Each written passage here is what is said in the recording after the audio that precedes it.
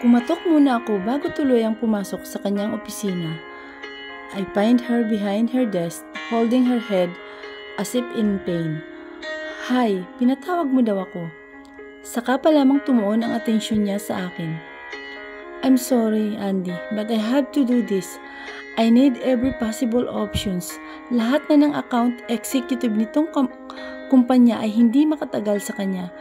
I don't know what's wrong. They all say that he was grumpy at laging mainit ang ulo. Although, hindi naman siya nananakit physically. Lahat ng tauhan na pinapadala ko natatakot sa kanya. I don't have any choice but to put my best foot forward, and you know what that means, right, Andy? Yeah, I know, but I really have to let you know that I can't do this. Malungkot kong sagot sa kanya. I'm sorry din, but I have to do this. It's either you do this job or I will fire you. I know we're friends, but this is business. Seryosong sabi nito. This is what she fears the most. Alam niyang gagawin ni Jeanette ang lahat para sa kumpanya, kahit ang isakripisyo pa siya nito. Naiintindihan naman niya ito dahil matagal na din niya itong naging kaibigan at malinaw sa kanya ang priorities nito. Please, don't do this. Alam mo namang ako lang ang inaasahan ng pamilya ko.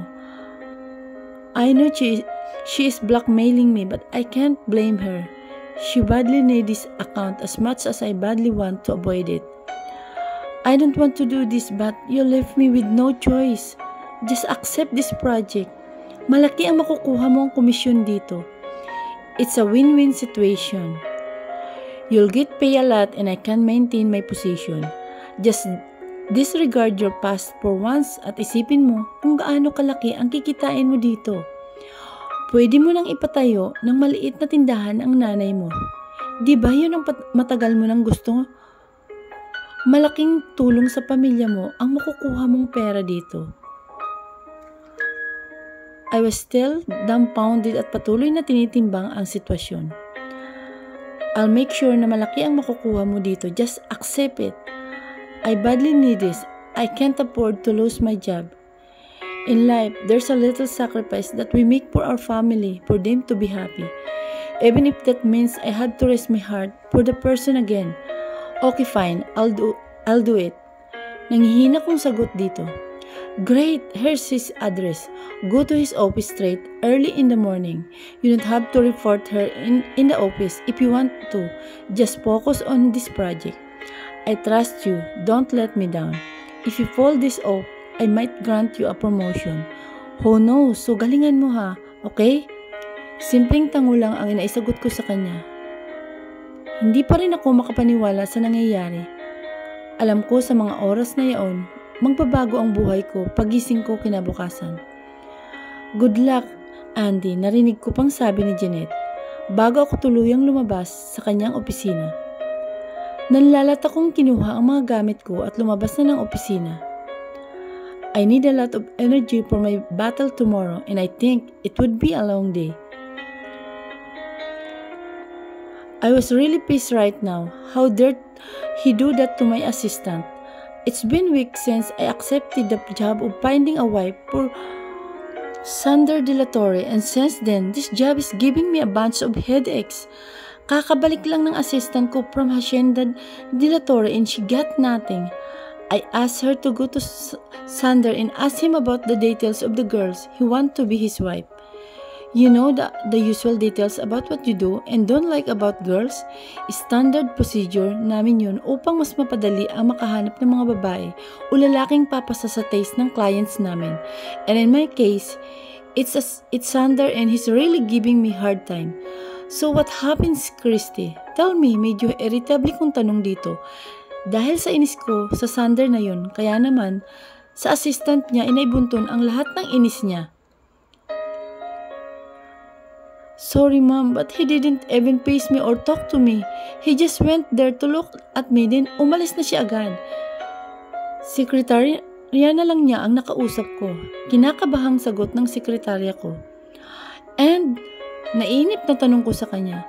Tinanong niya po kung bakit ako ang nandun. According to the company, you were supposed to be the one who's handling this project.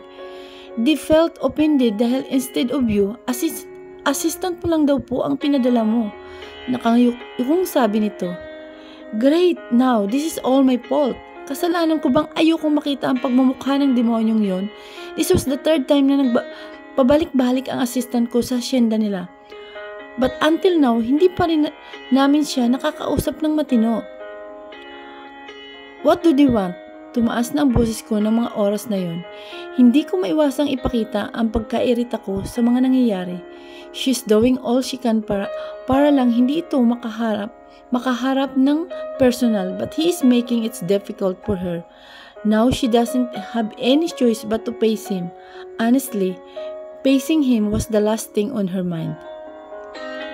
Mr. De La Torre wants to talk to you personally and work for his project personally. He wants you to personally pick up the women who will be the candidates to be his wife. Really now, ha? Yun lang ang tanging naisagot niya dito. Can you see the irony in that, ha? The ex-girlfriend will be the one in charge of finding the future wife for his ex-boyfriend? Oh, can this day be more exhausting than ever? She was sitting in the chair thinking about how to resolve her problem when she heard Christy's phone ringing. Yes, hello. Sagot nito agad. Okay, I'll let her know and I'll call you back to inform you. Bye. Thank you. Matapos noon ay binaba na ni Christy ang linya at humarap sa kanya. Ma'am, I was just informed that Mr. De La Torre is here in Manila and he wants to personally talk to you. Now, he wants you to come to his office at 3 p.m. Can this day be any worse? His face was the last thing I want to see in my entire life. Hindi na niya maiwasang ibato ang libro na nakapatong sa ibabaw ng mesa. Halata namang nagulat ang assistant niya sa ginawa niya. What should I tell them, ma'am? Halatang takot na tanong ng assistant niya. Tell him I'm busy. I can't meet him right now. Simpleng sagot ko na lang, I am not really ready to face him yet. Okay ma'am, yun lang at lumabas na ng kanyang opisina si Christy. Even though I hate the guy, I can still erase the fact that I have to do this job or else I would end up on the street. It was 30 minutes before 3 when Christy knocked on my door. Ma'am, Mr. De La Torre is on the phone right now and he wants to talk to you personally. Sabi ni Christy na bahagya pang idiniin ang salitang personally. Put him in my line, sabi ko sa kanya. I don't have much choice right now. I take a deep breath before I finally reach up for the receiver. Miss Martinez, I would like you to know that I am also a very busy man. I run one ranch, 2 multi-million company, and have my hands in a lot of business here in Manila. So don't you ever try to reason to me that you are too busy to come to my office because basically I have a lot of things to do more than you. And yet, I still have the time to see you. Are we clear? May diing ang bawat salita nito. There was an authority in his voice.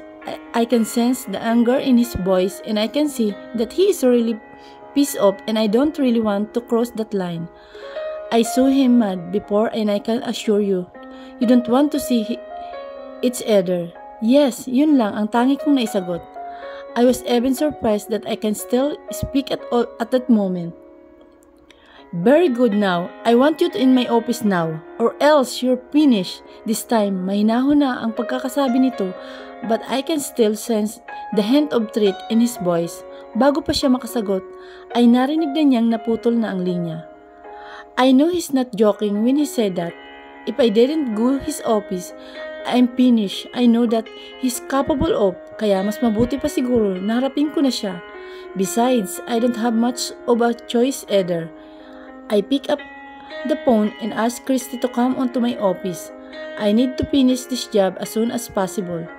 The sooner or the better. I don't want to be around him for a longer period of time. His whole personality is screaming for danger, and I can't handle myself being in danger again just because of him. Christy, I need you to do something for me. Give me the pictures of all the possible candidates for Mr. De La Torre. I want all the best girls in our system. I want to finish this job as soon as possible. Andy, this wasn't the first time naharap ako sa kliyente pero bakit hindi ko maalis ang kaba sa dibdib ko. Parang may 10 kabayong nagririgo dun sa loob ng puso ko. I don't want to think about the possibility na si Sander ang dahilan kung bakit ganito ang nararamdaman ko. I was on my way to his office. I don't have any choice kung hindi sigurado akong tutuhanin niya ang sinabi niyang sisirain niya ang trabahong pinaghirapan ko ng maraming taon kung sakaling piliin kong hindi magpakita sa kanya ng personal. Kaya naman kahit sobrang labag sa loob ko, kailangan ko itong gawin kung hindi mawawala sa akin ang lahat.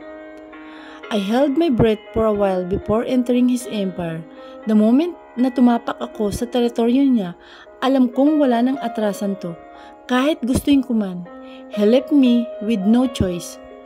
Lumapit ako sa concerned ng lobby ng opisina niya. Miss, I'm here for Mr. De La Torre, sabi ko sa babaeng mukhang espasol ang mukha dahil sa kapal na makeup. Tinitigan muna niya akong mabuti na tila ba sinusuri ang buo kong pagkatao. Front desk assistant ba? To or NBI? Daig pa pulis kong makikilates. Akala mo naman kung sinong maganda. Mukha namang paa sa loob-loob ko habang hinihintay siyang magsalita. Do you have an appointment, miss? Nakataas ang kilay na tura nito.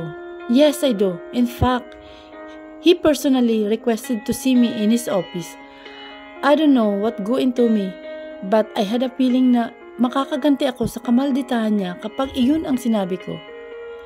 Itsura pa lang ito na sobrang kapal na makeup at halos lumuwa na ang dibdib sa sobrang hapit ng suot.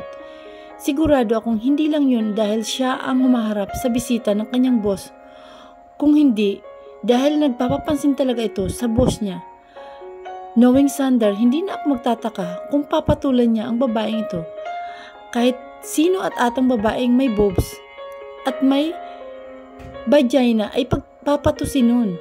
Pero sorry ka na lang girl, paglalaroan ka lang nun. Gagamitin yung katawan at pagkatapos itatapon kang parang basahan. Just like what he did to me. Teka, bakit ko nga naisingit na naman ang nakaraan namin ni Sander? For all I know, matagal nang tapos ang kung anong namagitan sa amin at matagal ko na rin kinalimutan. Gusto ko sana siyang bigyan ng advice pero sino ba naman ako para magbigay ng advice sa akin?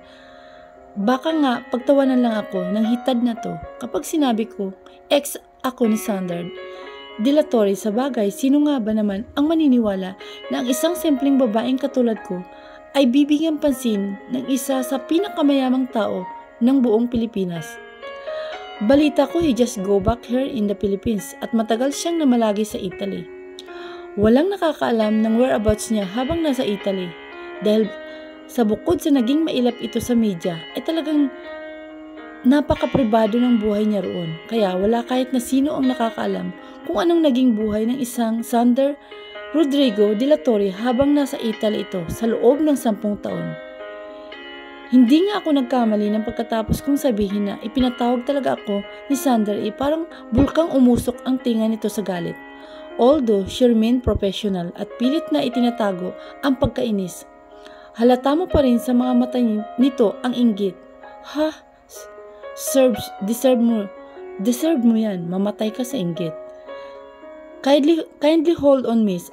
I'll inform you, Mr. De La Torre, about your presence. Ilang minuto akong naghintay bago niya ako muling hinarap. You can wait here for a moment. Mr. De La Torre is currently busy right now. Sabi nito na tila natuwa sa sinabi ng kanyang boss na siya namang naging dahilan upang umahon ang pagkainis ko, hindi lang sa babaeng kaharap ko, pati na rin sa lalaking nasa loob ng opisina. Na yun, I waited outside his office for a couple of minutes. Mag-iisang oras na pero wala ni anino ni Sander De La Torre ang nakikita ko. Humigop muna ako ng isang malalim na hininga and I composed myself bago muli akong lumapit sa receptionist upang magtanong. Excuse me, miss. Matagal pa ba si Mr. De La Torre? Medyo irritable kong tanong. Sino ba naman ang hindi maiinis kung halos buong araw ko ay nasayang na dahil lang sa paghihintay sa kanya? He's busy as of the moment. Kindly wait for him na lang. I'll call you once he inform me that he is ready to see you. Sabi nito at hindi gaya kanina na nakasimangot. Tudong ngiti ang broha ngayon. Marahil natutuwa ito na matagal siyang maghintay, gayong Mamayabang pa naman niya kanina na he personal asked me to see him. Buwisit talaga yung dilatory na yan. Kahit kailan purwisyo sa buhay ko, hindi ko na namalayan kung gaano ako katagal na naghintay sa kanya. Nakaidlip na ako sa sopa na kinauupan ko dahil sa pagkainip sa paghihintay sa kanya. Naalimpungatan ako nang marinig ko ang pagbukas ng pinto ng kanyang opisina. Nagulat ako nang makita ko sino ang lumabas mula sa pinto ng kanyang opisina. Si Sander at isang matangkad na babae na kung hindi ako nagkakamali ay isang papasikat pa lang na model at bahagyang lumabas ang maliliit na magazine dito sa Pilipinas. Medyo gulo na ang buhok ng babae. She also have a smudged lipstick on her lips at mahalata mong hindi lang basta pag-uusap ang ginawa nilang dalawa. Halos umusok ang ilong ko sa galit nang makita ang eksinang yun. Hindi niya alam kung dahil ba sa matagal na paghihintay kaya siya galit na galit sa mga oras na yun o dahil ito sa maeksenang nakikita niya sa kanyang harapan. Nagtatawanan ang dalawa at humalik pa ang babae sa labi nito bago tuluyang umalis. Ayaw man niyang aminin pero bigla siyang napaiwas ng tingin nang naghalikan ang dalawa.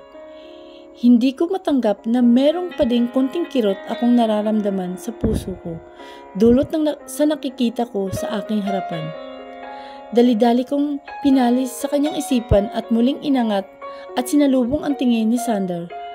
I crossed my arms in front of my chest and tapped my shoes on the floor to clearly show how dismayed and pissed I was. He slowly walked towards me. I tried my best to hide my nervousness habang papalapit si Sander sa akin. Let's have dinner outside, matigas na sabi nito sa akin nang makalapit ito. Wait, what? Galit na nasabi nito. Gutom na ako and I don't want to talk about my future wife while I'm hungry. It's not good to make a decision lalo na kung gutom ka dahil hindi ka makakapag-isip ng mabuti, paliwanag nito. I don't care if you're hungry. Pinaghintay mo ko ng ilang oras pagkatapos yan lang sasabihin mo sa akin. Let's have dinner outside? Are you fucking crazy? Wika ko while I'm trying to mimic him. Let's talk about it's over dinner. Matigas pa rin sabi nito. Wait, yun lang? Wala ka man lang paliwanag kung bakit ang tagal-tagal mo kong pinaghintay sa labas ng opisina mo?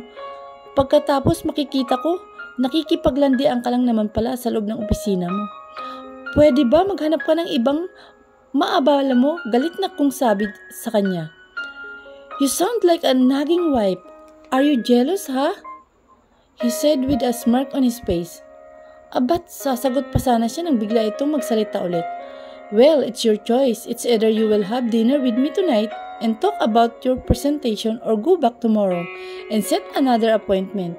You know, Miss Martinez, I'm very busy person. Wika nito.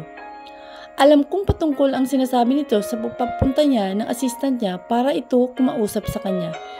He was trying to make a point that I shouldn't pick that lame excuse to avoid him. Is it still about me sending my secretary to present this to you? Kaya ba pinaghintay mo ako ng 3 oras? Bakit ba gusto mong ako pa mismo ang humarap sa'yo? Tanong niya dito. Don't flatter yourself too much, Miss Martinez. I just want you to become professional. Let me remind you na hindi ako kung sino lang na client niyo. You have to prioritize me kahit gaano ka kabisi. Malamig ang tonong sabi nito. Para siyang nabilaukan sa sinabi nito. Masyadong nga ata siyang na-carried away para isipin na gusto nitong makita siya.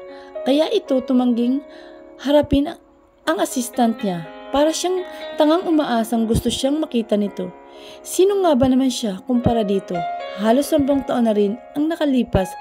Why I'm still expecting that I still have an effect on him? I was just a thing in his past, nothing more, nothing less. Now, if you don't have anything to say, I want to have my dinner now. Nasa sayo kung sasama ka o hindi at tumalikod na ito upang maglakad. Hindi pa man ito nakakailang hakbang nang magsalita siya. I'll go, maikling sabi ko. Lumingon naman ito at agad na may maliit na ngiti sa labi. After you then he gestured away. Agad siyang naglakad upang mauna dito. Sabay silang pumasok sa elevator. 2 lamang sila sa loob, ngunit bakit pakiramdam niya ay napakasikip ng lugar na yon. Hindi siya halos makahinga. Iniiwasan niyang mapalingon sa gawin ito. The ambience is suffocating. The thought of having me and Sander confined in a small space like this send thousands of unknown emotions up to my system. Ayokong ipahalata dito kung gaano pa din ako kaapektado with just his mere presence. Para naman itong nananadya at talagang sa likod ko pa ito pumwesto. Bahagya itong dumukwang upang pindutin ang ground floor button ng elevator. Dahilan upang bahagyang dumikit ang dibdib nito sa aking likuran. Habang bumaba ay unti-unting napupuno ang elevator, kaya unti-unti din siyang nasisiksik, papalapit kay Sanders sa nananatiling nakatayo sa likuran ko. Nang nasa kalahati na kami ng floor ng building ay halos nakadikit na ang buong likod ko sa harap ni Sander. Halos man laki ang mata ko nang maramdaman ang isang malaking bukol na bumabangga sa kanyang bandang likuran. Dahil matangkad si Sander, ang ulo niya ay abot lamang sa labi nito at dahil sa siksikan halos naramdaman na niyang lumalapat na ang labi nito sa kanyang buhok. Napaisip tuloy siya kung nakapag-shampoo ba siya ng maayos kanina. Naramdaman niya ang unti-unting paglapit ng labi nito sa kanyang tenga. Nagulat pa siya nang bumulong ito sa kanya. Right now, I won't mind being stuck in the elevator. His whisper sends shiver through my veins. Iyon ang mga katagang nagdulot ng milyon-milyong voltahe ng kuryente sa buo ng niyang katawan. Kung hindi nga lang marahil sa siksikan ay maaring kanina pa siya hinimatay ngunit sadya atang hindi marunong makisama ang kanyang katawan. Dahil naramdaman niyang parang bumibigay ang kanyang tuhod at muntik nang matumba. I got you, bulong nitong muli sa tapat ng tenga habang ipinulupot ang braso sa kanyang bewang upang alalayan ito at hindi siya tuluyang matumba. Napapikit na lamang siya upang namnamin ang munting sandaling yun. Gusto kong tabigin ang kami nitong nakapulupot sa aking bewang, ngunit ayokong gumawa ng eksena na makakaagaw ng atensyon ng ibang naroroon. Bukod doon, ayaw ko mang aminin, ngunit may kakaibang tuwa ang bumabalot sa aking puso. Habang nakakulong ako sa bisig ni Sander, tila hindi pa din nakakalimutan ng puso ko kung anong klaseng pagmamahal ang meron ako noon para kay Sander. At just a snap of time, parang lahat ng pinipilit kong kalimutan ay biglang nanumbalik lahat. Ang mga damdamin at alaalang pilit kong ibinabaon sa limot ay parang hindi nawaglit kahit minsan. Natatakot ako kung saan ako maaring dahil dalhin ng damdamin na to. Minsan na akong winasak ng pagmamahal ko kay Sander. Ayokong hayaan ang sarili kong mahulog na namang muli at sa bandang huli ay mawawasak dahil pinagbibigyan kong na muli ang aking sarili. Nalukubin ako ng aking nararamdaman. Unti-unting nilokob ng lungkot ang buong pagkatao ko dahil sa mga alaalang biglang nagbalik sa akin. Dulot ng simpleng hawak ni Sander. Dahan-dahan kong hinawakan ang bisig ni Sander na nakapulupot sa biyang ko upang tanggalin niyon.